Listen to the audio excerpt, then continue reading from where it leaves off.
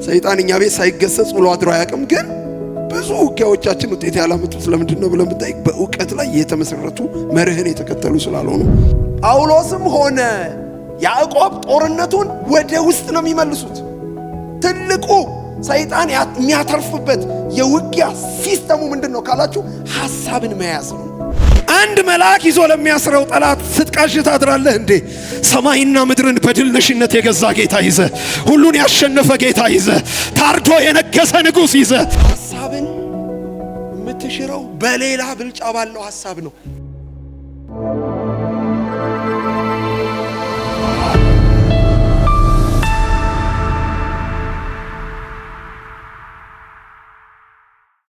የድል ቁመናን መገንባት በሚለው ርዕስ ስር ጠላትን ማወቅ የሚል መነሻ ሐሳብ ይዘን የመንፈሳዊ ዓለም ጠላቶቻችን 3 ናቸው ብለናል። በጣምራ የሚታገሉን፣ በጣምራ የሚዋጉን፣ ህይወታችንን ለማድከም ሰልፍ የሚያደርጉብን 3 ጣምራ ጠላቶች አሉብን ብለናል። እነሱን ለማየት ከመሞከራችን በፊት ምን ብለናል? ለውጊያ ጠላትን ማወቅ ከሁሉ ነገር በፊት ቅድሚያ የሚሰጠው ነው። የማናውቀውን ጠላት የመታገል ያህል ፍሬ አልባ ትግል የለም።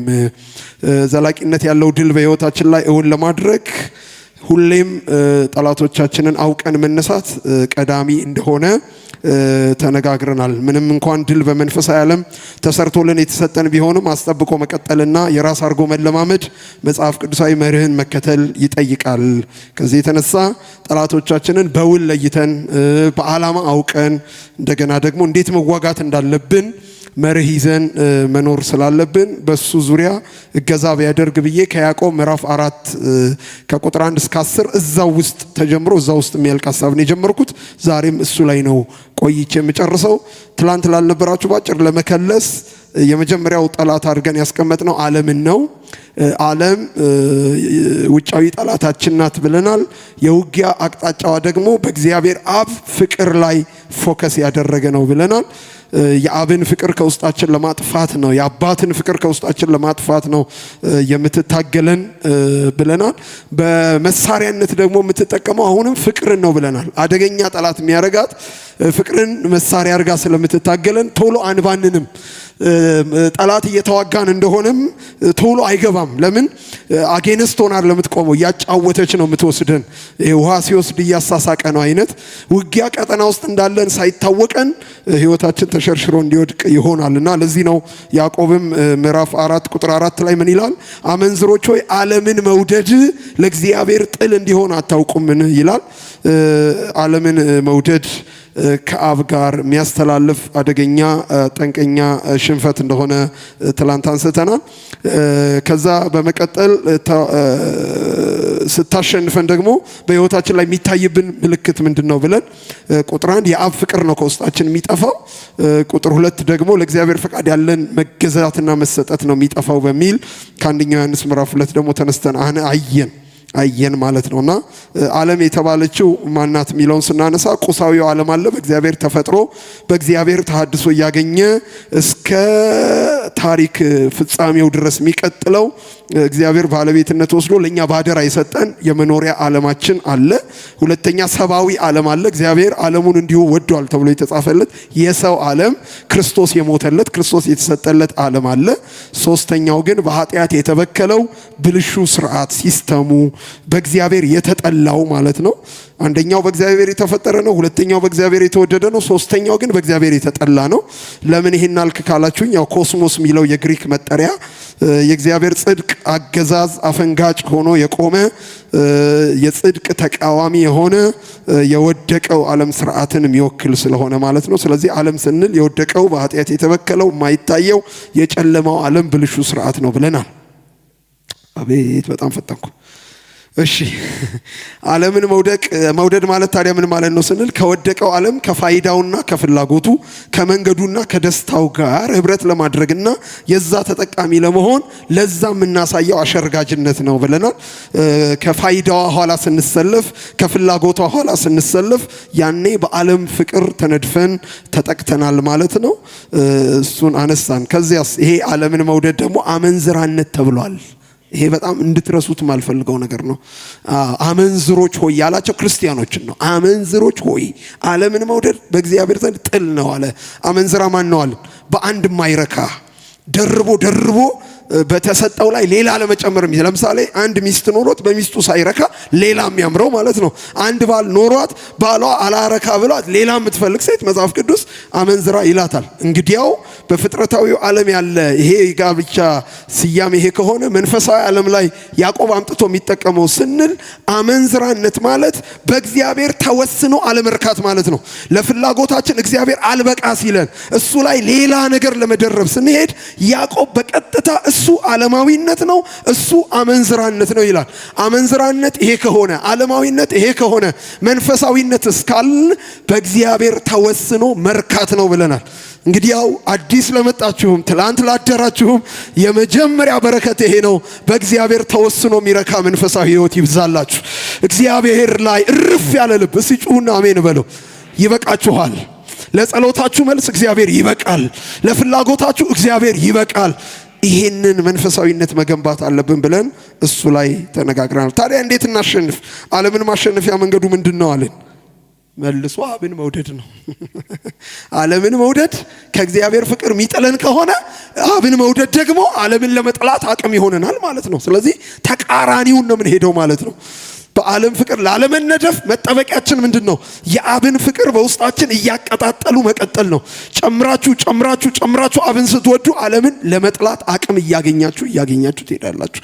ለዚህ ነው ዮሐንስ እኛ ሁላችን ከእግዚአብሔር ስለሆንን ዓለም በሙሉ በክፉ እንደተያዘ እናውቃለን ይላል። በእግዚአብሔር አንግል የቆሙ ሰዎች ከዓለም ጋር አብረው አይደረቡም፣ የዓለምን መንገድ ለሕይወታቸው አይከተሉም ብለን እሱን አይተን ነው የጨረስነው። በጣም ሰፊ ሐሳብ ትላንት እንዳነሳን አስባለሁ። ይሄን ያህል ትንሽ ፍንጭ ከሰጠ ይበቃኛል። ዛሬ ሁለተኛና ሶስተኛው በጣም አውቶማቲክ ላይ ሆነን ለማውራት እንሞክራለን። አይ ቲንክ ሰፋፊ ሐሳብ ነው። ሁለተኛው የመንፈሳዊ ዓለም ጠላታችን የምታውቁት ነው። ሳልናገር የምታውቁት ሰይጣን ይባላል። እሱም በተመለከተ ያዕቆብ ሲናገር ምን ይላል? ለእግዚአብሔር ተገዙ፣ ዲያብሎስን ግን ምን አድርጉት? ተቃወሙት፣ ከናንተ ይሸሻል ብሎ ሁለተኛውን ጠላት እዛው ክፍል ላይ ያስተዋውቀናል። ቁጥር 7 አካባቢ ማለት ነው። ያዕቆብ ምዕራፍ 4 ቁጥር 7። እሺ ስለ ሰይጣን ትንሽ ነገር ላውራ። ሰይጣን ውጫዊ ጠላት ነው እንደ ዓለም ሁሉ። በደንብ ይሄን አስምሩበት። ዓለምም ውጫዊ ጠላት ናት። ከውጭ ወደ ውስጥ ነው የምትታገለን። ሰይጣንም እንዲሁ በእኛ ውስጥ መኖር አይፈቀድለትም። እኛ የመንፈሱ ማደሪያ በደሙ የተቀደስን የተዋጀን የጌታ ቤተ መቅደስ ስለሆንን ሰይጣን እኛ ውስጥ አይኖርም። ግን ከውጭ ሆኖ ያጠቃናል፣ ከውጭ ሆኖ ይዋጋናል። የውጊያ አቅጣጫው ደግሞ በደንብ ስሙኝ። የውጊያ አቅጣጫው ደግሞ በክርስቶስ ኢየሱስ ሐሳብና ስራ ላይ ፎከስ ያደረገ ነው። ዓለም በአብ ፍቅር ላይ ነው ፎከሷ።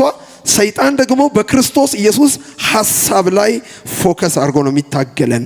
ሐሳባችንን ለክርስቶስ ሐሳብ ለማበላሸትና ክርስቶስ ሐሳብ የታመንን እንዳንሆን ንጽህናችንን ቅንነታችንን ለማጥፋት የሚሰራ ጠላት እንደሆነ መጽሐፍ ይናገራል። በተለይ ሁለተኛ ቆሮንቶስ ምዕራፍ 11 ቁጥር 3 ሁለተኛ ቆሮንቶስ ምዕራፍ 11 ቁጥር 2 እና 3 ላይ ምን ይላል? እንደ አንዲት ንጽሕት ድንግል እናንተን ለክርስቶስ ላቀርብ አጭቻችኋለሁ ካለ በኋላ የማይፈራው ጳውሎስ እናንተን ሳስብ ግን አንድ ፍርሃት አለብኝ ይላል። የማልደብቀው ፍርሃት ምንድነው ስትሉት ምን ይላል? እባብ በተንኮሉ ሔዋንን እንዳሳታት ሐሳባችሁ ተበላሽቶ ለክርስቶስ ከሚሆን ቅንነትና ንጽህና ምናልባት እንዳይለወጥ ብዬ ምን አደርጋለሁ? እፈራለሁ፣ ስጋት አለኝ። ሐሳባችሁ ላይ ያነጣጠረ የክፉ ዓለም ጥቃት አለ። ቅንነት የሚያስጥል፣ ንጽህና የሚያስጥል አምናለሁ። እግዚአብሔር ዛሬ አይምሯችሁን ለመንፈሳዊ ዓለም ያነቃዋል።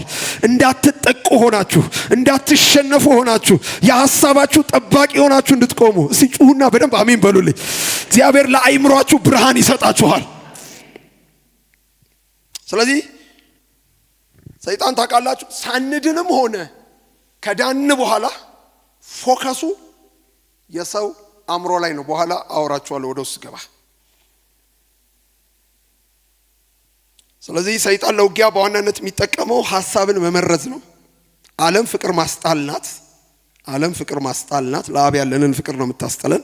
ሰይጣን ደግሞ ሐሳብ ነው የሚያበላሸው፣ ሐሳብ ነው የሚመርዘው። አልገባንም። አሁን ብዙዎቻችን እንዳልኳችሁ በባህላዊው መንገድ በሉት በልዩ ልዩ መንገድ ሰይጣን እኛ ቤት ሳይገሰጽ ብሎ አድሮ አያውቅም። ግን ብዙ ውጊያዎቻችን ውጤት ያላመጡት ለምንድን ነው ብለን ብንጠይቅ በእውቀት ላይ የተመሰረቱ መርህን የተከተሉ ስላልሆኑ አንዳንዴ ስንወረውር እንጂ የጣልነውን ጠላት ያፈረስነውን አናውቀውም።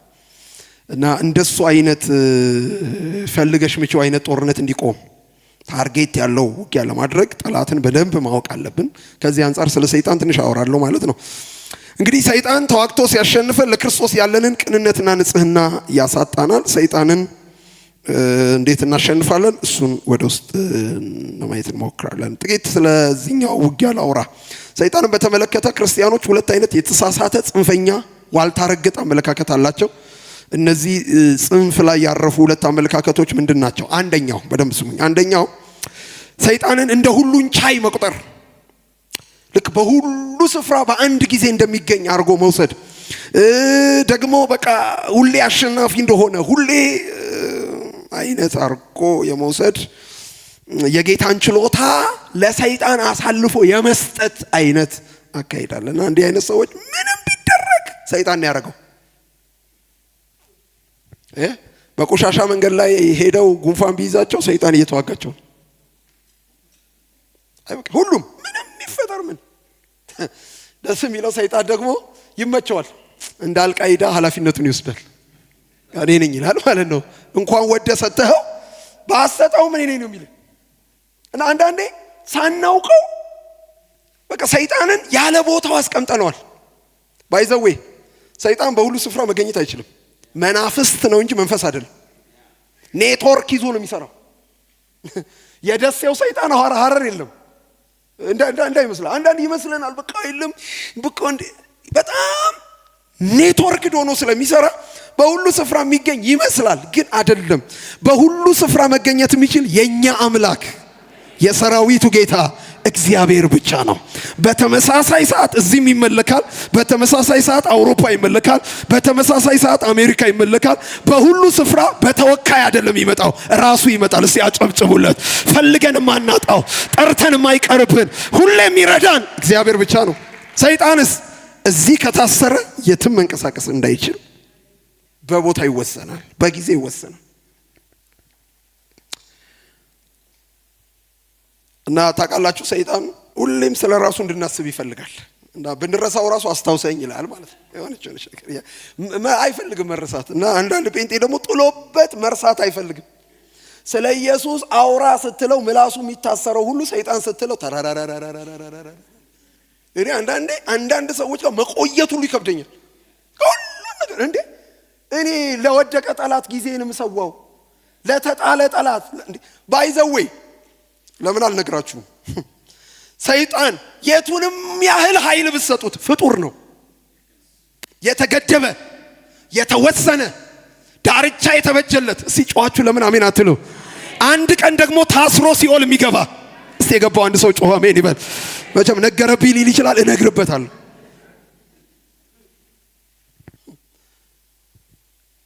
ኃይለኛ ነው ግን የሚታሰር ነው። ኃይለኛ ነው ግን የሚቆም ነው፣ ሊያውም በእኛ የሚቆም።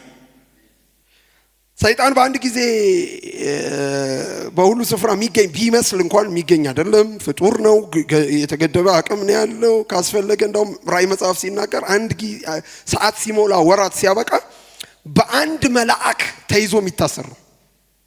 ታውቃላችሁ? ላንብብ እንዴ? እሺ ላንብብ። የጥልቁንም መክፈቻና ታላቁን ሰንሰለት በእጁ የያዘው መልአክ ከሰማይ ሲወርድ አየሁ። የቀደመውንም እባብ ዘንዶውን እርሱንም ዲያብሎስን ሰይጣን የተባለውን ያዘው፣ 1000 ዓመትም አሰረው ይላል። አንድ መልአክ። ታውቃለህ? አጨብጭቡ ለዚህ ሃሌሉያ። ስንት? አንድ መልአክ። አንድ መልአክ ይዞ ለሚያስረው ጠላት ስትቃሽ ታድራለህ እንዴ? ሰማይና ምድርን በድል ነሽነት የገዛ ጌታ ይዘ፣ ሁሉን ያሸነፈ ጌታ ይዘ፣ ታርዶ የነገሰ ንጉስ ይዘ ሲጮህና በደንብ አሜን በላይ ሃሌሉያ። ሰይጣን የወደቀ ነው፣ ሰይጣን የተጣለ ነው፣ ሰይጣን የሚታሰር ነው፣ ሰይጣን የሚከለከል ነው። ለተሸነፈ ጠላት ያለ አቅሙ አቅም አትስጡት። እና ያዳለ ከባድ ስፒሪቹዋል ትሮማ ያለብን ይመስለኛል። ልክ አይደለም። ስለ ልቦናዊ ጥቃት አለብን እና ይመስለኛል አንዳንዴ ይሄው በቃ በየትኑ ስንመታ ስንጥቀጠቀጥ ስለምንውል ቸርች መተን ራሱ እኔ የምታዘበው ነገር ልንገራችሁ። እግዚአብሔርን እናምልክ ሲባል ከወንበር ጋር በማስቲጅ የተጣበቀ የሚመስል ጴንጤ ሁሉ ሰይጣንን እንገስጽ ስንለው ብር ብሎ በጣም ደነግጣለሁ። በጣም ደነግጣለሁ። ካስፈለገ እኮ መቆምም ይሁን መስገድ የሚገባን ለነገሰው ጌታ ለታረደው ጌታ 24ቱ ሽማግሌዎች አክሊላቸውን አውልቀው በግንባራቸው ተደፍተው ይገባሃል አሉት። ሲጫዋቸው አሜን ብለዋል። ለሱ ነው እንዴ ሰይጣንማ የማይገባውን ክብር እዚህ ቤት አይቀበልም። ካስፈለገ የወደቀ ነው፣ የተሸነፈ ነው፣ የተጣለ ነው። እመኑኝ እየጸለይን ደግሞ የምናባርረው ነው። ሁለተኛው ዋልታረገጠ አመለካከት ደግሞ ሁለተኛው ለሰይጣን ምንም ግምት ያለ መስጠት ደግሞ ሌላ ደግሞ ጽፏል።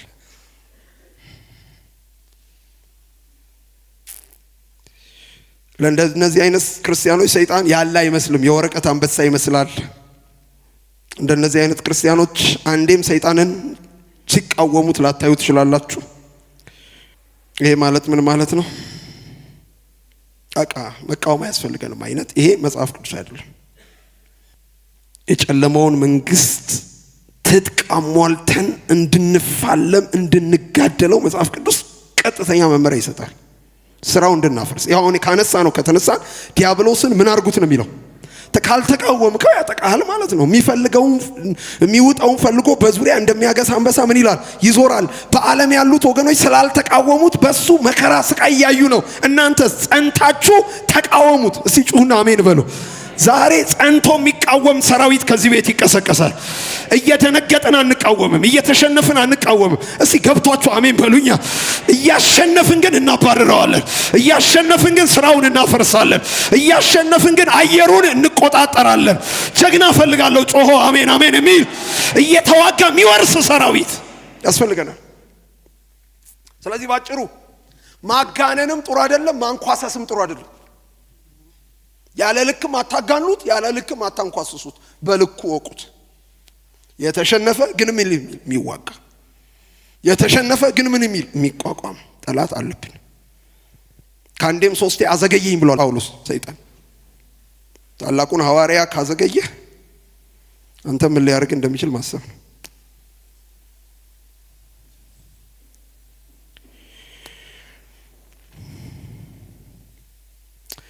ግን ጎልቶ መነገር ያለበት ምንድነው ካልን የተሻረ ጠላት፣ ስልጣኑን የተቀማ ጠላት፣ የወደቀ ጠላት፣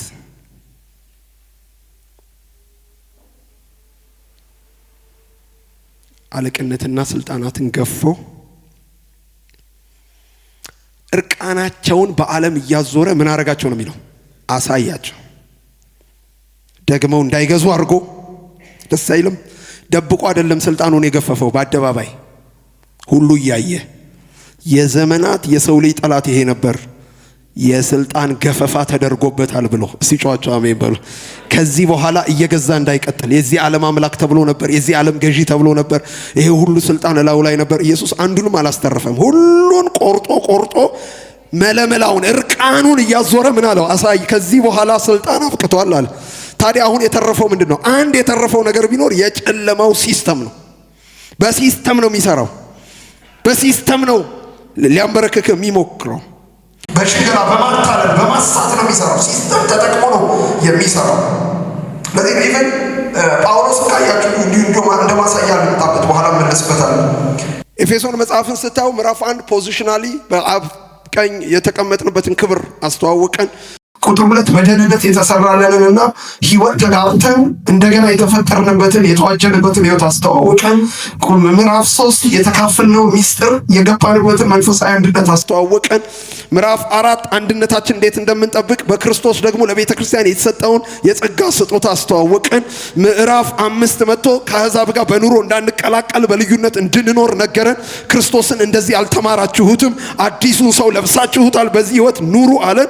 ምዕራፍ 5 መጨረሻ ጀምሮ ደግሞ ቤተሰባዊ ሕይወት ነገረን፣ የሥራ የእርስ በርስ ግንኙነት ነገረን፣ የአባትና የልጅ ግንኙነት ነገር ምናምን አለንና ሊጨርስ ሲል ወይ ኧረ ቆይ የሆነ ነገር ረሳው። በቀረውስ በተረፈው ዋናውን ነግራችኋለሁ። በተረፈው የሰይጣንን ስራ ፈረስ እያደረጋችሁ ቀጥሏል። አሜን አትሉም? በዋናው ተቀምጣችኋል፣ አንድ ሆናችኋል፣ ሕይወት ተካፍላችኋል፣ ጸጋ ተሰጥቷችኋል፣ ብርሃን ሆናችኋል፣ አዲስ ፍጥረት ሆናችኋል ምናምን እያለን መጣና በዋናው እዚህ ላይ ቆሙ። በተረፈው ደግሞ ነካ የሚያደርጋችሁ ጠላት ካለ እያፈረሳችሁ ቀጥሉ። በቀረው አሁን ገልብጠ ነው የተቸገር ነው። በዋናው እየተዋጋን በቀረው መንፈሳዊ ነገር እንዲገባ ስንታገል ሰልፋችን የማያባራ ሆነ። እባካችሁ እኛ ቤት ሰይጣን ዋና አይደለም፣ ኢየሱስ ነው ዋና። መዳናችን ነው ዋና። የገባንበት መንግስት ነው ዋና። ሲጮቹ አሜን በሉ። ስለዚህ ሁሌም ሰይጣን ማለት የወደቀ የተጣለ ጠላት እንደሆነ አውቀን ግን ደግሞ ነቅተን ልንቃወም ይገባል። ሰይጣን በምንድን ነው የሚያጠቃን? ሰይጣንን በተመለከተ በመጽሐፍ ቅዱስ ውስጥ በተደጋጋሚ የሚጠቀሱት ጥቅሶችን ለማጤን እንሞክር። አንዳንድ ያነሳቸውን ሳጠና ያገኘዋቸውን ልንገራችሁ። አንደኛው በሽንገላ ነው የሚቃወመን። የዲያብሎስን ሽንገላ መቃወም እንድትችሉ የእግዚአብሔርን ዕቃ ጦር አንሱ ይላል ኤፌሶን 6:11። ሌላ ቦታ ላይ በማሳት ነው የሚቋቋመን። መንገድ የማሳት ሐሳብ የማሳት አካሄድ የማሳት ስራ ይሰራል። አሕዛብን ወደፊት እንዳያስት ብሎ የታሰረበትን ዓላማ ይነግረናል። ሌላው ማታለል ነው። በሰይጣን እንዳንታለል ይላል 2 ቆሮንቶስ ምዕራፍ 11 ቁጥር 2። ሌላው ማስመሰል ነው። ሰይጣን ራሱን የአብርሃም መልአክ እስኪመስል ድረስ ራሱን ይለውጣል፣ ኢሚቴት ያደርጋል፣ ያመሳስላል ይላል። ሌላው ሐሰትን መናገር ነው። ሰይጣን ሐሰትን ሲናገር ከራሱ ይናገራል፣ ሐሰተኛ የሐሰትም አባት ነው ይላል ዮሐንስ 8:44። ሌላው ተንኮል ነው። እባብ በተንኮሉ ሔዋንን እንዳሳታት ብሎ ተንኮል የእባቡ የቀደመው ዘንዶ አሰራር እንደሆነ ይናገራል። ይሄ ሁሉ ባህሪውን ገላጭ ነው። አንዳንዶችን እየሸነገለ ያስታል፣ አንዳንዶችን እያታለለ፣ አንዳንዶችን እያስመሰለ፣ አንዳንዶች ሐሰት እየተናገረ፣ ለአንዳንዶች በተንኮል ደስ የሚለው ግን ለሐሳቡ እንዳንታለል እኛስ የክርስቶስ አእምሮ አለን ይላል። የክርስቶስ ሐሳብ የተሰጠን ሰዎች ስለሆነ በየትኛውም መንገድ ቢመጣ እሱን ስትራቴጂ ከያዝን እማንወድቅነን። እንዴት እናሸንፍ የሚለው ጋር ስመጣ አወራለሁ። አንድ ነገር ልናገር ግዴላችሁ፣ በጣም እየፈጠንኩ እንደሆነ አውቃለሁ። የሰይጣን ትልቁ የጦርነት ቀጠናና የውጊያውም ስትራቴጂካል ስፍራው አእምሯችሁ እንደሆነ አትርሱ። ትልቁ ጦርነት የሚከናወነው የት ነው? አየር ላይ ሳይሆን አእምሯችን ላይ ነው። ወዳጆቼ ተሸውደን ረጅም ዘመን አሳልፈናል። አሁን አብዛኛው ጴንጤ አየር ላይ የሚሽከረከር ሰይጣን ሲቃወም ነው ዘመን የፈጀው። አእምሮ ላይ የሚሽከረከረውን ሳታስር አእምሮህን አሳስረህ አየሩን ብታስለቅቅ ምን ታመጣለህ? ተፋጠቁጭ ነው። ጳውሎስም ሆነ ያዕቆብ ጦርነቱን ወደ ውስጥ ነው የሚመልሱት። ትልቁ ሰይጣን የሚያተርፍበት የውጊያ ሲስተሙ ምንድነው ካላችሁ ሐሳብን መያዝ ነው። እንግዲህ ምናልባት ወታደራዊ ዓለም ላይ ያሉ ሰዎች ሊያግዙኝ ይችላሉ። በወታደራዊ እንትን ገዢ መሬት ይባላል ስትራቴጂካል ኤሪያ። የትኛውም ሰራዊት ነፍሱን ሰውቶ እሱን ቦታ ለመያዝ ነው የሚታገለው። ሜዳውን የሚታቆስ ያለ እንትን ይሄ እግረ መንገድ የገባ ተዋጊ ነው። ለምን? ገዢውን መሬት ከያዝክ ሌላውን ትቆጣጠራለህ። ሰይጣንም ሞኛ አታርጉት። ጠገብክ ብሎ የሚዋጋ ሰይጣን የለም። ልብስ ቀየርሽ ብሎ የሚዋጋ ሰይጣን የለም። በዓላማ ነው የሚዋጋ። ታዲያ ምንድነው የሚሰራው ካልከኝ ሐሳብህ ላይ ነው የሚመጣው። ለምን? ሐሳብህን ከያዘ ህይወትህን እንደሚይዝ ያውቃል። ባይዛው ያሳሰባችሁ ውጤት ናችሁ። የምታስቡትን ነው የምትኖሩት። ከምታስቡት ውጪ ልትኖሯችሁ እንዴት የምትሆኑ ለዚህ ነው መጽሐፍ ቅዱስ ምን ይላል? ሰው እንደሚያስበው እንዲሁ ነው። ታውቃለህ። ያዕቆብም ወደ ውስጥ ስትገቡ የሚለው ምኞት ጸንሳ ኃጢአትን ትወልዳለች። አክሽንህ የምኞትህ የአስተሳሰብህ ነጸብራቅ ነው። እዛ ነው የሚቀዳው። ስለዚህ አንተን እዚህ የመጣ እግር በእግር በአካሄድ ቦክስ አይገጥምህም። አካሄድህን የምትመራበትን ማዘዣ ጣቢያ ለመያዝ ነው የሚሰራው። ሐሳብህ ላይ ነው የሚታገልህ። አልነቃንም። እኛ ደግሞ ሐሳብ አስደፍረን ከተማ ለማስለቀቅ ዘመቻ እንወጣለን። እግዚአብሔር ዛሬ ማታ አይምሮአችሁ ላይ ያንቃችሁ። ክፉ የማይዘራበት አይምሮ ሲጫዋችሁ አሜን በሉ። ዘብቁሙ አይምሮአችሁ ላይ፣ ዘብቁሙ ሐሳባችሁ ላይ። ጳውሎስ እንኳን እንደዛ ነው ያለው። ምሽግ ይዞ ከሚታኮስ ጠላት ይልቅ የምፈራው ሐሳብ ላይ የሚመጣውን በተንኮል የሚሰራውን እባቡን ነው የምፈራው አለ። ስጋት አለኝ እናንተን ሳስብ፣ ንጽህናችሁ እንዳይጠፋ፣ ለጌታ ያላችሁ ቅንነት። ለምን? አስተሳሰብህ ሲለወጥ አቆጣጠርህ ይለወጣል፣ አኗኗርህ ይለወጣል፣ አሰማምህ ይለወጣል፣ አነጋገርህ ይለወጣል። ና ዛሬ ማታ ልባርካችሁ። ሐሳባችሁ በክርስቶስ ሐሳብ የተወረሰ ይሆን። ሐሳባችሁ በክርስቶስ ሐሳብ የተገዛ ይሆን። ሲጫዋችሁ ግድ የላችሁም። አሜን በሉ፣ አሜን በሉ። ሐሳብ ላይ እግዚአብሔር ያባናችሁ። ከሞን በደንብ ለምን አናወራ?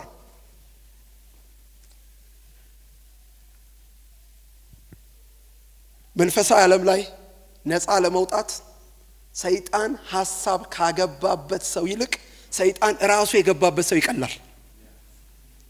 ቆይ ስሚ ራሱ ቢገባብ ይሻላል። አይገርም?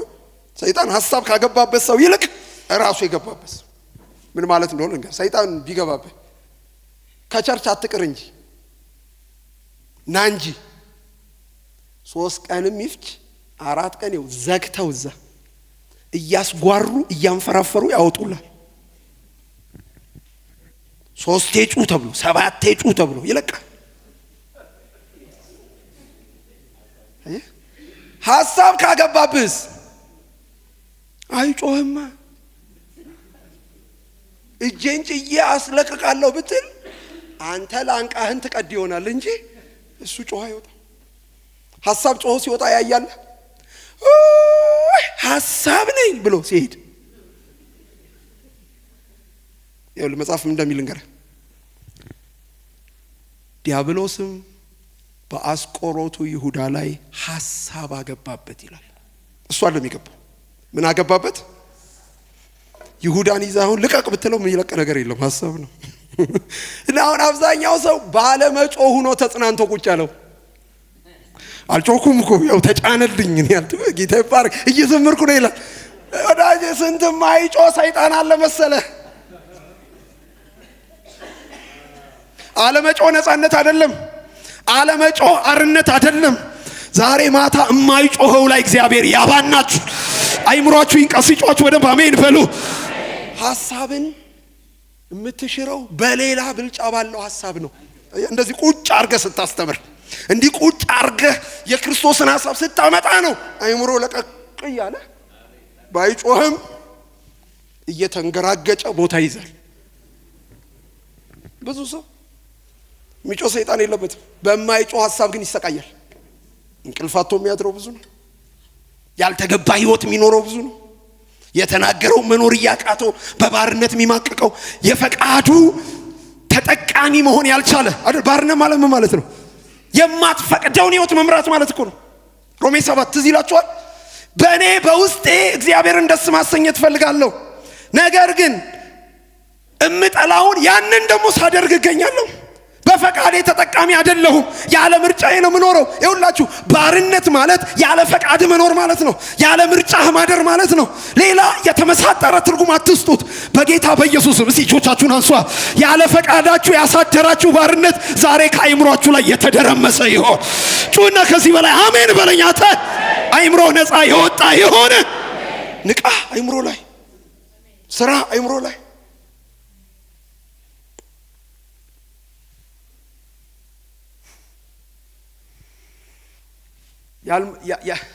ያልጸነስከውን አትወልዶ። ምኞት ጸንሳ ኃጢአትን ትወልዳለች ካለ ድንገተኛ ዱብዳ የሆነ ሽንፈት የለም። ፕሮሰስ ተደርጎ ነው የሚወጣው። አሁን አንዳንዶቻችን ስናጸንስ ለጥ ብለን ተኝተን ልንወልድ ስንል ነው ያዙ ይልቀቁኝ ምን ነው። ቆይ ልጠይቃችሁ፣ አንድ ሴት የጸነሰች ቀን እኮ አትወልድም ነው መጸነሷን ራሱ የምታውቀው ከጊዜያት በኋላ ነው ለሷ። ከዛ በኋላ ደግሞ እየገፋ ሲሄድ ለኛ። ከዛ ግን 9 ወር አልቆ ሲወለድ ነው እኛ መተን ምን ነው ከሌ እኮ ወለደች፣ ምን ወለደች፣ ወንድ ወለደች፣ ሴት ወለደች ምን ነው። ይኸውልህ ጸንሶ ሲዝን ጨርሶ ሲወልድ ነው እኛ ከሌ እኮ ባክ አረገ። ባክ ማረግ እኮ የጀመረው የጸነሰ ቀን ነው። አንድ የተጸነሰን ጽንስ ለማቋረጥ እድልህ የመጀመሪያው ፈርስት ስቴጅ ነው። 9 ወር ከሞላት በኋላ ይሄን ጽንስ አልፈልገውም ብትል ይቻላል? እያለቀሰች ትወልዳለች። እድል የለም። አንዳንዴም ውስጣችሁ የተጀመረ የኃጢአት ሐሳብ early stage ላይ እግዚአብሔር ካላነቃችሁ፣ አይምሯችሁን ካልከፈተ፣ መንፈሳችሁ ካልነቃ ስቴጅ ከጨረሰ በኋላ ያዙ ይልቀቁኝ ብትል፣ ጾም ጸሎት ብትገቡ፣ ጫንልኝ ብትል በዚህ ነፃ አትወጣም። እግዚአብሔር አስቀድሞ አይምሯችሁ ላይ ብርሃን ይልቀቅ። ከመለኮት ብርሃን አትጉደሉ። ምን አለ ከዚህ በላይ ጫዋቹ አሜን ብትሉኝ። በጨለማው ዓለም ላይ የነቃ አይምሮ እግዚአብሔር ይስጣችሁ። የማይረታ አይምሮ፣ የማይደፈር አይምሮ፣ የማይጠቃ አይምሮ፣ እጅ የማይሰጥ አይምሮ። ሲጫዋችሁ ለቤታችሁ አሜን በለው፣ አሜን በለው። የክርስቶስ ሐሳብ ይብዛላችሁ። የቀን የሌሊት ሐሳባችሁ የሰማይ ሐሳብ ይሁንላችሁ። አይምሮህን ከያዘ ጠላት አካሄድህን ይዟል። አይምሮህን ከያዘ ጠላት አኗኗርህን ይዟል። ከእጁ ልትወጣ የምትችልበት እድል የለም። ስለዚህ ፍልሚያው ምንድን ነው? አእምሮ ላይ ነው። አይምሯችሁ ሲጠቃ የምታውቁበት ምልክት ሲምፕተሙ ምንድን ነው? ለጌታ ያለህን ቅንነት ትጥላለህ። ለጌታ ያለህን ቅንነት መጣልህን በምን ታረጋግጣለህ? ለወንድሞች ያለህን ቅንነት ትጥላለህ። ተባለ በቃ አይምሮ መተርጎሚያ ይበላሻል። አእምሮ የተጠቃን ሰው እንደማገልገል ያለ ስቃይ የለም። ቁጭ ብሎ ጌታ እየተናገረ እሱ ምን ይላል? ምን ለማለት ፈልገው ነው? ማንን ለመናገር ፈልገው ነው? ከገባህ አንተን ነው በቃ። እግዚአብሔር ሊያተርፈው እየተናገረው ለመትረፍ ተቀባብሎ ቁጭ አይልም። የእግዚአብሔር ቃል ለነገር ይሆንበታል። እባካችሁ ልባርካችሁ፣ ይሄ እርግማን ቤታችሁ አይግባባችሁ። የእግዚአብሔር ቃል እናንተ ቤት እንደመጣ ፍሬ ያፍራላችሁ። ሲበረከቱ ሰዱ አሜን ብላችሁ፣ አሜን ብላችሁ የእግዚአብሔርን ቃል ከአክብሮት ጋር የምትሰሙበት፣ ከፍርሃት ጋር የምትሰሙበት፣ ከንጽህና ጋር የምትሰሙበት። እስቲ ሚቀና አንድ ጀግና አለው ይጮሆ አሜን አሜን የሚል እየፈራህ የምትሰማበት። ጌታ ሊያተርፈን መጥቶ እንኳን አሜን ማለት እንዳንችል እንሆናለን። ታውቃለህ? ይሄ እያነጠረ የሚመልስ አይምሮ ይይዛል ማለት ነው። አንድ ሰው በቃ ቸርች ሲመጣ ራሱ እኔ ነኝ ያለ ጋሻ ይዞ ነው የሚመጣው እንዳይገኝ። ሮሜ ስትለው በቆሮንቶስ ይመክታል፣ ቆሮንቶስ ስትለው በፊልጵስዩስ ይመክታል። አይገኝም። በቃ እርግጠኛ ማረጋችሁ የእግዚአብሔር ቃል ካላተረፋችሁ ማንም አያተርፋችሁ። ቃል መጥቶ ህይወትህን ካልቀየረ፣ ቃል መጥቶ ከሞት ካላስጣለ፣ የእግዚአብሔርን ቃል ተክቶ ህይወትህን ሊያስጥል የሚችል የለም። እመርቃችኋለሁ፣ በጌታ ቤት ዘመናችሁ በቅንነት ይለቅላችሁ። እሺ ያላችሁ ጌታን። ዳዊት እኮ እንደዛ ነው ያለው። አጥፍቷል፣ ስቷል፣ ብዙ ለፍርድ የተቀባበለ ህይወት ላይ ነው። ጌታ ግን መጥቶ ሲናገረው እንዲህ አለ፣ በእሺታ መንፈስ ደግፈኝ፣ እምቢ እንዳልልህ እንዳልቋቋም። እስቲ ይሄ መንፈስ እኔ ቤት ይግባ የሚል ጮሆ አሜን ይበለኝ። እሺ ያላችሁ ተፈወሱ። እሺ ያላችሁ ተለወጡ። እሺ ያላችሁ ፍርድ ይመለስላችሁ። እሺ ያላችሁ ክብር ቤታችሁ ይግባ። እሺ ያላችሁ የወጣ ሰይፍ ይመለስ። እሺ በሉ ጌታን፣ እሺ በሉ። ቢቆጣ እሺ በሉ፣ ቢያጽናናችሁ እሺ በሉ። ጩሁና ለምን አሜን አትሉኝም? ቅንነት ትጥላለህ። ለጌታ ያለህን ቅንነት። ድሮ ጌታ ምንም ቢለን አሜን፣ ጌታ ምንም ቢለን እሺ እያለቀስን እኔ አስታውሳለሁ 80ዎቹ መጨረሻ 90ዎቹ ስብከት እየተሰበከ ጸሎት አላደርስ እያለን ጉባኤው የለቅሶ ቤት እስኪመስል የምናለቅስበት። ዛሬ የሚያለቅሳል እንዴ? አይነካንም የእግዚአብሔር ቃል። የእውነት እደነግጣለሁ በእግዚአብሔር ቃል የማይነካ ትውልድ እያፈራን ነው። ፍለጋችን ሁሉ ተበለሻሽቷል። ተጠቅተናል፣ የምር ተጠቅተናል። ነቢይ ካልጠበቃችሁ ልንገራችሁ፣ ተጠቅተናል። አእምሮአችን ልክ አይደለም፣ መስሚያችን ልክ አይደለም፣ መተርጎሚያችን ልክ አይደለም። ሊገላቸው አስቦ ነበርና ዝም አላቸው ይላል። ደግሞ ተናግሯቸው ሊሰሙ ስላልቻሉ እሺ ስላላሉ እግዚአብሔር ምን አለ? ዝም አለ። ዝምታው ትብብር አይደለም። ዝምታው ለአመጽ መንገድህ ማጽደቂያ አይደለም። ዝምታው አስፈሪ ነው። ለምን? ዝም ካለ ፕሮግራም ጨርሷል ማለት ነው። ከተናገረህስ ሊጎበኝህ ቀን ቀጥሯል ማለት ነው። ልመርቃችሁ፣ የእግዚአብሔር ድምፅ አይለፋችሁ፣ የእግዚአብሔር ቃል አይቋረጥባችሁ። ሰምቶ መመለስ ይሁንላችሁ። ሰምቶ እሺ ማለት ይሁንላችሁ። ወደዚህ ወደ ትሁት መንፈሱ ወደ ተሰበረ በቃሌ ወደሚንቀጠቀጥ ሰው በልዩነት እመለከታለሁ እንዳለ ልመርቃችሁ። የቱንም ያህል ድከሙ፣ የቱንም ያህል ጉልበት እጡ፣ የቱንም ያህል ተሸነፉ፣ የእግዚአብሔር ቃል ግን በሕይወታችሁ አይቅለልባችሁ። የእግዚአብሔር ቃል ግን በሕይወታችሁ ጉልበት አይጣባችሁ። ማን ነው ከዚህ በላይ ጮሆ አሜን አሜን የሚል? አይቅለልባችሁ። ቀን ሁኑ። ቀን እኔ ነኝ በሉ። ጌታ ሲናገር መሰረት እስኪልሽ አትጠብቂ፣ እኔ ነኝ በይ። አለማየሁ ስልክ ቁጥር እስኪል አትጠብቂ፣ ቃል ሲመጣ እኔ ነኝ በይ።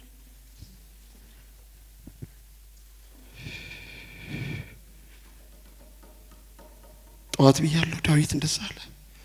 አቤቱ ሕያው ሆኜ ሳለሁ ወደ ጉድጓድ እንደሚወርዱት ሙታን እንዳልመስል ዝም አትበለኝ።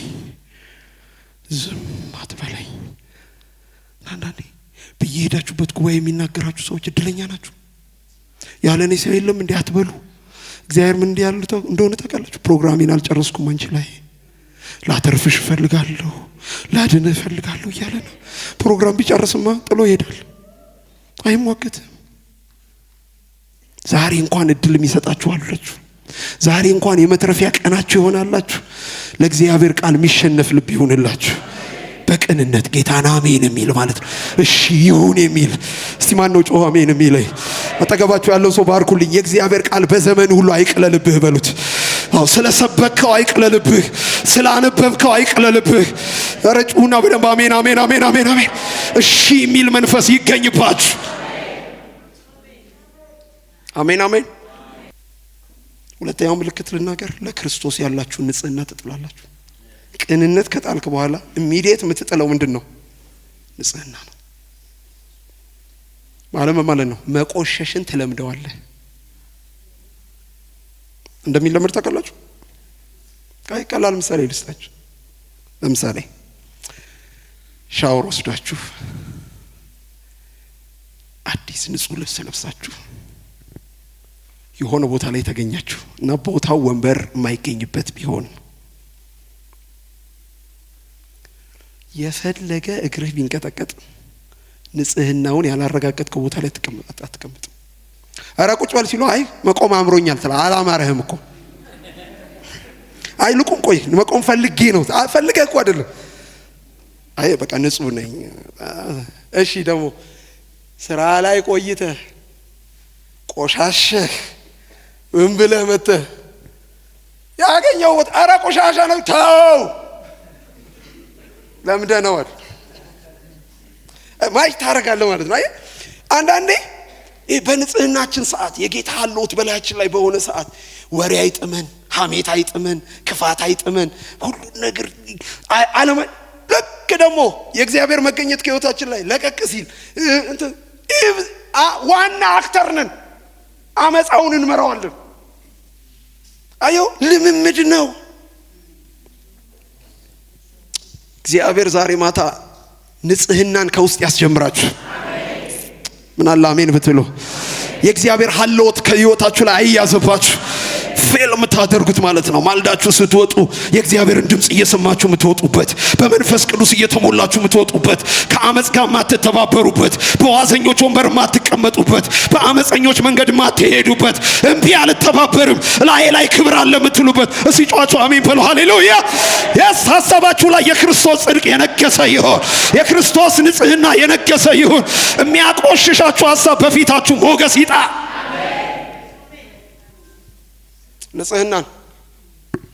ንጽህናን ትጥላለህ፣ ቆሻሻን ትለምዳለህ። ከዛ በኋላ የዚህ የመጨረሻው ፋይናል ስቴጅ ምን እንደሆነ ታውቃላችሁ?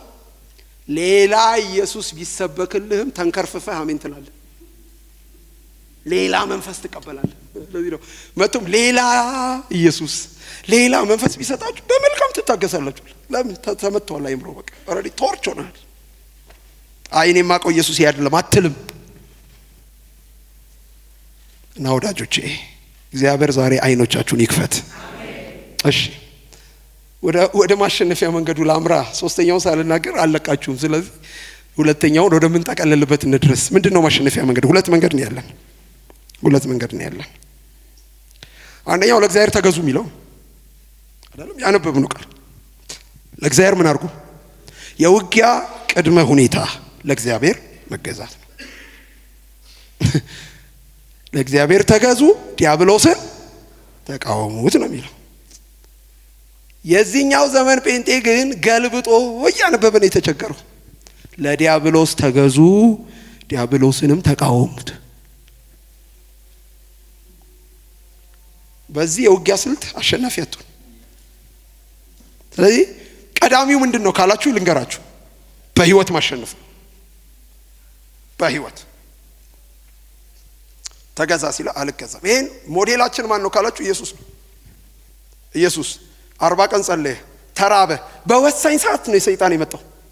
ደግሞ ይዞ የመጣው ዝም ብሎ ፈተና እንዳልሆነ የምታውቁት ይኸውልህ፣ ከ40 ቀን በፊት ህዝብ ሁሉ እየሰማ መንፈስ ቅዱስ በርግብ አምሳል ወርዶ እግዚአብሔር በደመና መጥቶ በሱ ደስ የሚለኝ የምወደው ልጄ ይህ ነው እሱን ስሙት ብሎ አውጇል። ይሄንን መናፍስቱም ዓለም ሰምቷል፣ ፍጥረታዊም ዓለም ሰምቷል፣ ሰይጣንም ይዟል። ከዛ 40 ቀን ሲሞላው መጣና እንደራበው ያውቃል፣ ምግብ ሳይበላ እንደቆየ ያውቃል፣ የዳቦ ኢሹ ዋና እንደሆነ ያውቃል። ስለዚህ ቀጥታ ዳቦ አላለውም። የእግዚአብሔር ልጅ ከሆንክ ሰምቻለሁ፣ የዛሬ 40 ቀን የእግዚአብሔር ልጅ ነህ ተብለሃል። የእግዚአብሔር ልጅ ከሆንክ ናናችን ድንጋይ ዳቦ አርገህ ብላት አለው። እቺ እንደ ኔጌቲቭ ኢነርጂ መቀስቀሻ ናት። ነኛ አሳያለሁ እንዲል ነው። ኢየሱስስ ተረጋግቶ የእግዚአብሔር ልጅነቴ እንኳን ባንተ አይረጋገጥም በአባቴ እንጂ ካንተ ምስክርነት መጠበቅ አይደለሁም። ካስፈለገ ደግሞ የሰውም ልጅ ቢሆን በእግዚአብሔር ቃል ጭምር እንጂ በእንጀራ ብቻ አይኖርም። አላረግም። ተቃውሞ ምናምን አይደለም። ኖ አላረግም። አሁን እንዲህ አይነት መንፈስ በኢየሱስ ስም ይብዛልን። አርግ ሲለን አላረግም፣ ይሄን በለው ሲል አልልም። በኢየሱስ ስም እንዲህ አይነት መንፈስ ለቤታችሁ ይሁንላችሁ። ሰይጣን በህይወታችሁ ነጥብ አያስቆጥርባችሁ። ኖ አላረግም። አንተ የእግዚአብሔር ልጅ አይደለህም በለኝ። አንተ ብለኸኝ አላረግም። አታሞቀኝም በዚህ አላረግም። ከዛ ይሄን ሰውዬ በስሜት ፈተና አላሸንፈውም ማለት አሁን በስሜት እግዚአብሔር ልጅ ኮንክ ምናምን እንደማያዋጣ ገባው ሰይጣን። ወዲያው ኢሚዲየትሊ ቀሚስ ቀይሮ መጣ ማለት ነው። ባንዴ ወንጌላዊ ሆነ። ታውቃላችሁ ወንጌላዊ ሰይጣን ኦኬ ይገርማል። ባለፈው ባይብል ስተዲ ስናጠና መዝሙር 90 ነበር ያነበብነው አለው ማለት ነው። ጌታ በኢየሱስ ጥቅስ የሚጠቅስ ሰይጣን ታውቃለህ? በመዝሙር 90 ላይ ተሰናክለህ እንዳትወድቅ በእጆቻቸው ያነሱ ዘንድ መላእክትን ስላንተ ያዛቸዋል ተብሎ ተጽፏል። የዘንድሮ ጴንጤ ቢሆን አፌ ቁርጥ ይበልልህ አሜን ለሚለው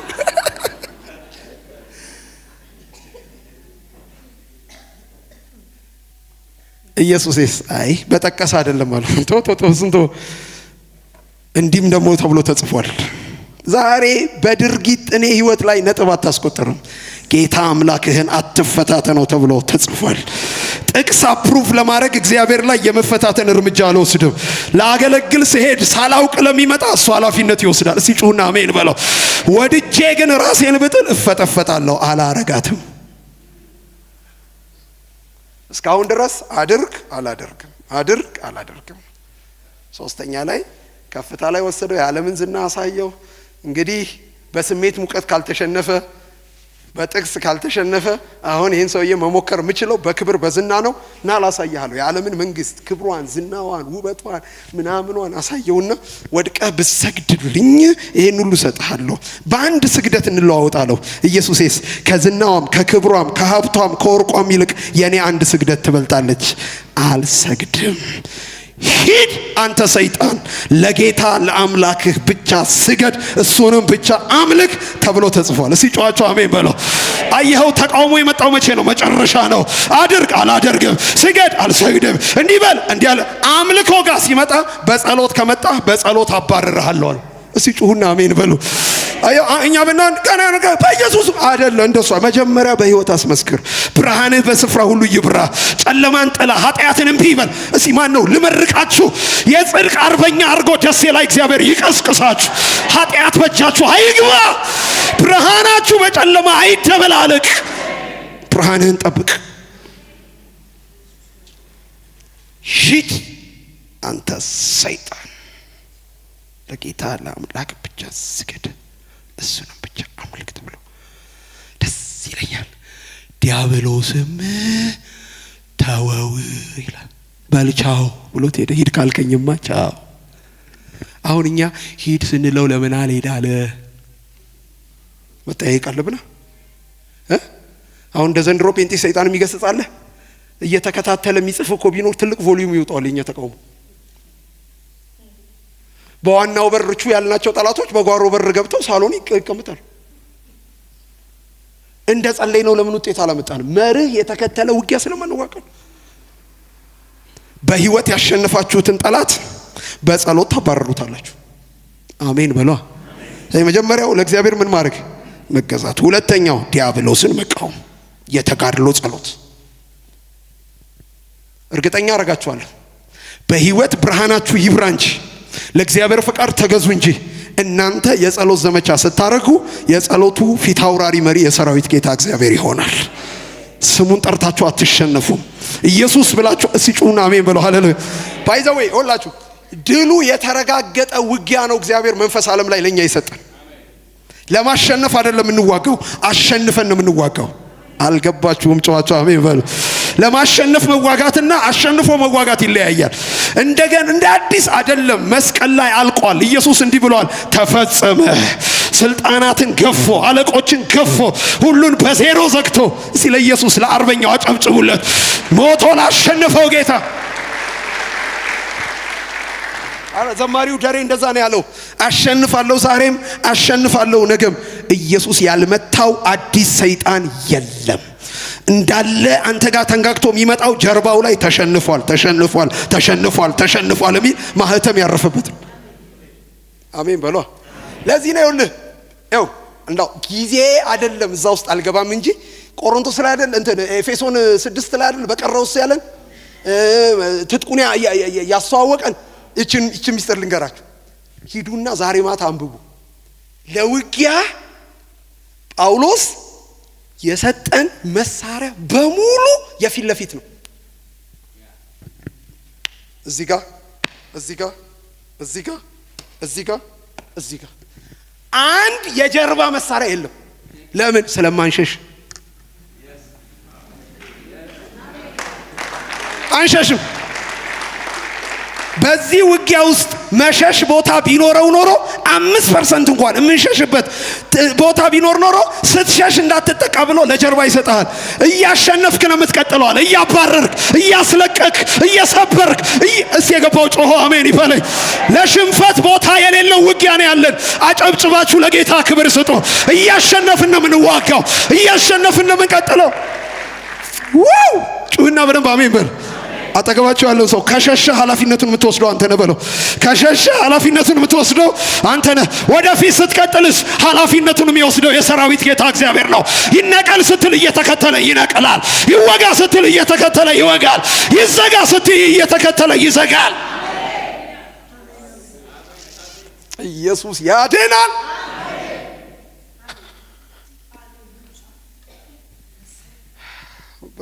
በቃ እንግዲህ መንፈሳዊ ውጊያ ከፈለጋችሁ ሌላ ጊዜ አስተምራችኋለሁ። ከዚህ በላይ አለኝ።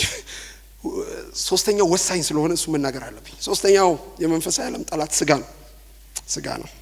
ቁጥር 1 ምዕራፍ 4 ቁጥር 1 ከሱ ነው የጀመረው። እኔ ወደ ኋላ ነው እንዴ የተመለስኩት። ዓለምን አሳያችሁ፣ ሰይጣንን አሳያችሁ። ሶስተኛው ስጋ ነው። ያዕቆብ ምዕራፍ 4 ቁጥር 1 ምንድነው የሚለው? እንግዲህ ጦርና ጠብ ከወዴት ይመጣሉ? በብልቶቻችሁ ውስጥ ከሚዋጉ ስጋዊ ምቾቶቻችሁ አይደለምን?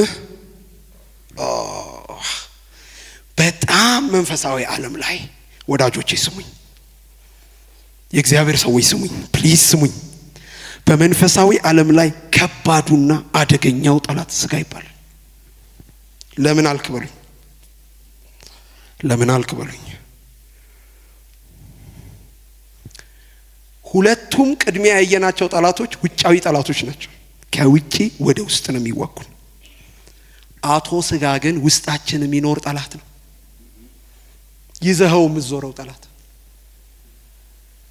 ዓለም ከውጭ ነው የምታጠቃ፣ ሰይጣን ከውጭ ነው የሚያጠቃ፣ ስጋስ ከውስጥ።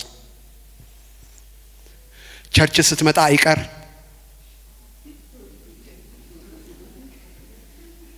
ስጋ እቤት ጠብቀኝ ቸርች ደርሼ ልመጣ ነው ብሎ ቤቱ ትቶት የመጣለ ስጋን የሚሸውደንም ለዛ ነው። ዘመረኮ በቃ መንፈሳዊ የሆነ እንላለን። በቃ ጾም ጸሎት ገባኮ በቃ መንፈሳዊ የሆነ ወዳጄ ሆኖ አያውቅም። አንዳንድ ሰው በጣም ጾም ጸሎት ሲገባ ስጋ ነው የሚያሸንፍ ይመስለዋል። አይደለም፣ ልታሸንፉ አይችልም። የጾም ጸሎቱ ልዩነት ልንገርህ። ሳትጾም ጮክ ብለህ ትሳደብ ነበር፣ ስትጾም ቀስ ብለህ ትሳደባለህ። ቮሊዩም ነው የሚቀንስልህ ማለት እንትን ነው።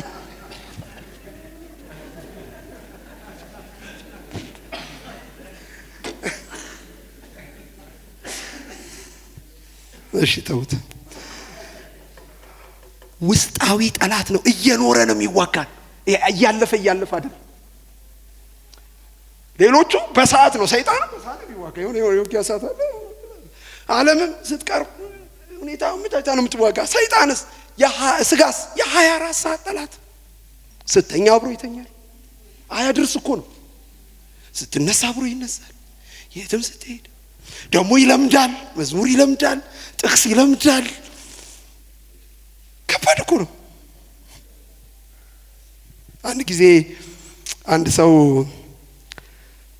ድመት አለመደ እና ያለመዳት ድመት ምንድነው? እሱ ራት ሲበላ ማሾ ይዛ እያበራች እንድታበላው አለመዳት እና እሱ ሲበላ ቁጭ ብላ እንዲህ መብራት ይዛ ታበላዋለችና በደንብ ቼክ አርጎ እርግጠኛ ሆኖ ሄዶ ለጓደኛው መሰከረለት። ይገርማል፣ የኔ ድመት በጣም የሰለጠነ ድመት ናት። በቃ በጣም እንዴት አለው። ይገርማል፣ እኔ በልቼ እስክጨርስ ማሾ ይዛ አብልታኝ ሲጨርስ ነው ማበላት። ተሳስታ እኔን ሳታበላት በላም አለው። ዋው እቺን ድመት ማየት አለብኝ አለው። ጋበዘው፣ ራት ሄዱ፣ ቀረበ። ልክ እነሱ ሊበሉ ሲቀመጡ ቦታዋን ያዘች፣ ማሽዋን አርጋ አበላቻቸው። አያት እያለ በላ ማለት ነው። አያት እንዴ ናት የኔ ድመት ምናምን እያለ አበላቻቸው። የዕለቱ ፕሮግራም አለቀ። እንዴት ታገኛት አለው። አይቻታለሁ ግን እንድፈትናት ፍቀድልኝ። በፈትናት አጥራ እርቅን 100% አለ። ምንም እንፈትናት። በቃ ለኔ ደግሞ ሌላ ቀጠሮ ያዝልኝ አለው። ሌላ 4 ፕሮግራም ተያዘ ማለት ነው። ከዛ መጡ። ካፖርት ለብሶ ነው የመጣው ምናምን ቦታ ያዙ። ልክ እነሱ ለምግብ ሲቀመጡ እሷን ቦታዋን ያዘች፣ ማሾን ያዘች፣ አበራች። ሊጀመር ሲል እንግዲህ ያው እንድፈትናት ፈቅደህልኝ የለምን? ልጀምር አለው። ጀምር አለው። ከካፖርት ውስጥ አንድ አይጣ ወጣና ወርወር ሲያረጋት ማሾውን ባለቤቷ ላይ ጥላ ስልጠና ለበኋላ አለች ማለት ነው። እና ምን ልላችሁ ነው? ከዛ በኋላ ጓደኛው ምን አለው? ድመትን ቢያምኑ እስካይጡ አለው።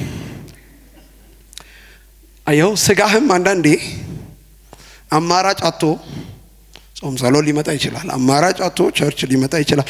ቢሻሻል ኖሮ እመነኝ እግዚአብሔር አሻሽል ይልህ ነበር። መጽሐፉ እንድታሻሽል መመሪያ ያስቀምጥልህ ነበር።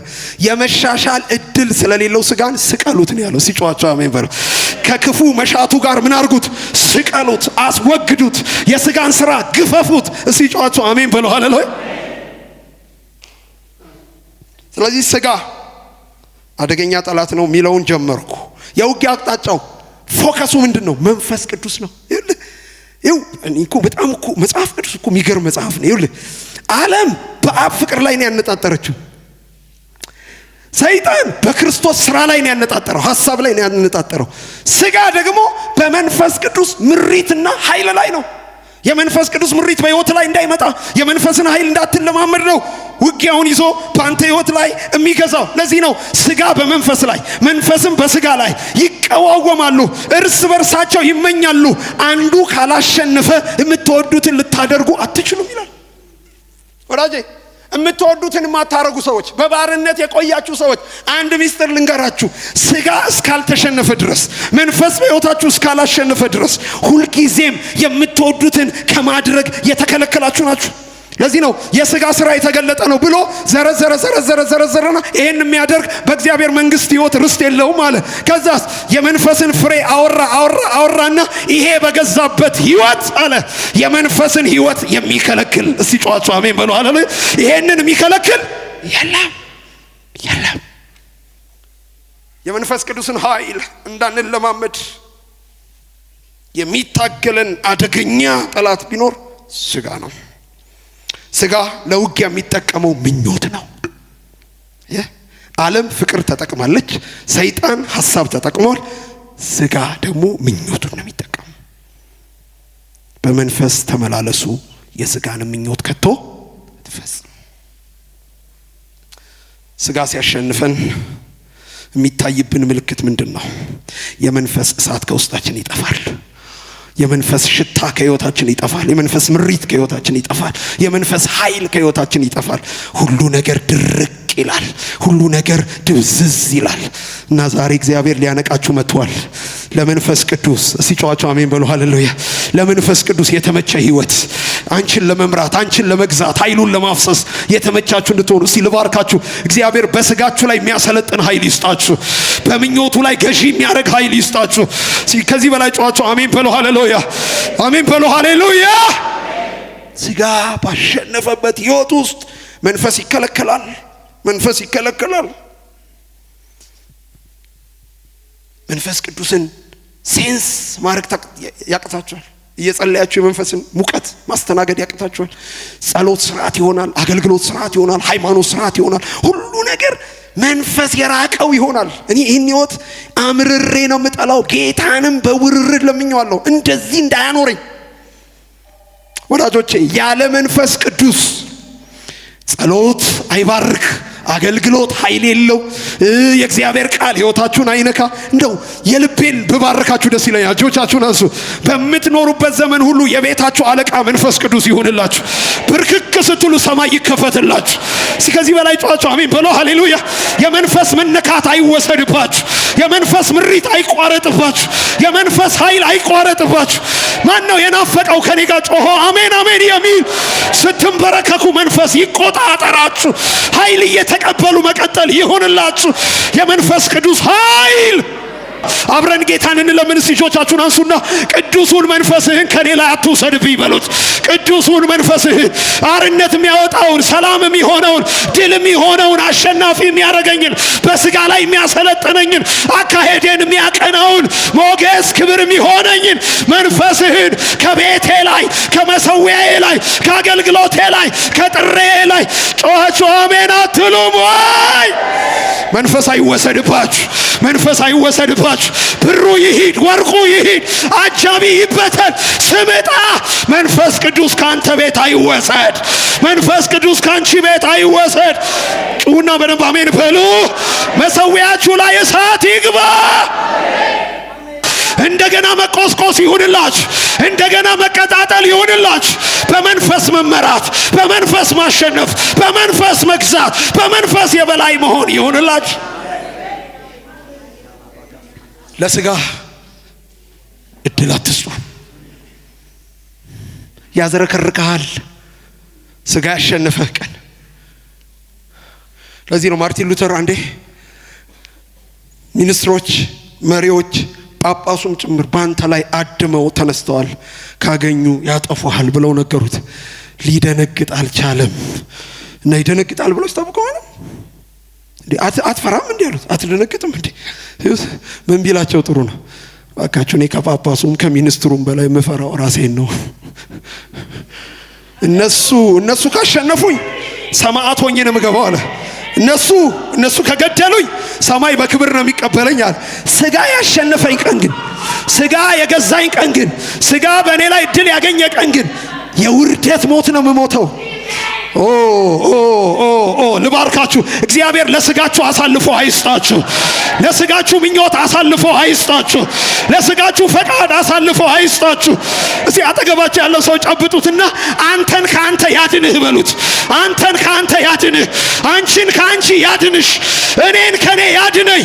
እዚህ ለምኑት ጌታን፣ እኔን ከኔ ያድነኝ በሉት። እኔን ከኔ ያድነኝ። እኔን ለኔ አሳልፈ አትስጠኝ፣ ለስጋዬ አሳልፈ አትስጠኝ። ዋው ጩዋችሁ አሜን አሜን በሉ። ከራሳችሁ ያድናችሁ፣ ከምኞታችሁ ያድናችሁ፣ ሞት ካለበት ምክራችሁ ያድናችሁ፣ ውርደት ካለበት የስጋችሁ ምኞት ያድናችሁ። በእናንተ ላይ አሸናፊ መንፈስ ቅዱስ ይሁንላችሁ። ማነው ከኔ ጋር ጮሆ አሜን የሚለኝ? ለስጋህ ምኞት አሳልፎ አይስጥ፣ ለስጋሽ ምክር አሳልፎ አይስጥሽ። ራስሽን ከስጋ ያድንሽ። አሜን በሉ፣ አሜን በሉ። ጣልቃ ይግባላችሁ ጌታ። የደጁን ጠላት ተውት፣ ታሸንፋላችሁ። ዛሬ ድል ከውስጥ ይጀምራችሁ፣ ድል ከውስጥ ይጀምራችሁ፣ ማሸነፍ ከውስጥ ይጀምራችሁ። በራሳችሁ ላይ ያሰልጥናችሁ፣ በራሳችሁ ላይ ገዢ ያድርጋችሁ። ምን አለ ጮኻችሁ አሜን አሜን አሜን አሜን ብትሉ በራሳችሁ ላይ እግዚአብሔር ድል ይስጣችሁ። አዎ ጮኻችሁ አሜን በሉ። ለስጋችሁ ምክር አይተዋችሁ ጌታ። መንፈስ ቅዱስ በእናንተ ላይ ገዢ ይሁን፣ ገዢ ይሁን፣ ገዢ ይሁን። ቀናችሁ በመንፈስ እየተሞላችሁ የምትጀምሩት፣ ውሏችሁ በመንፈስ እየተሞላችሁ የምትቀጥሉት፣ ምሽታችሁ በመንፈስ ሙላት የምትዘጉት እስኪሆን ድረስ መንፈስ ቅዱስ የ24 ሰዓት መሪ ይሁንላችሁ፣ የ24 ሰዓት ወዳጅ ይሁንላችሁ። ወሬያችሁ ከመንፈስ ቅዱስ ጋር፣ እርምጃችሁ ከመንፈስ ቅዱስ ጋር፣ አገልግሎታችሁ ከመንፈስ ቅዱስ ጋር። ማነው ጮሆ አሜን አሜን አሜን አሜን አሜን? አይወሰድባችሁ፣ መነካት አይወሰድባችሁ፣ መቀጣጠል አይወሰድባችሁ፣ የመንፈስ እሳት አይጥፋባችሁ፣ የመንፈስ እሳት አይዳፈንባችሁ። እየተቀጣጠላችሁ መቀጠል ይሁንላችሁ። ልባችሁ ጋር ደርሼ ከሆነ ቆመን እንጸልይ ጥቂት ደቂቃ።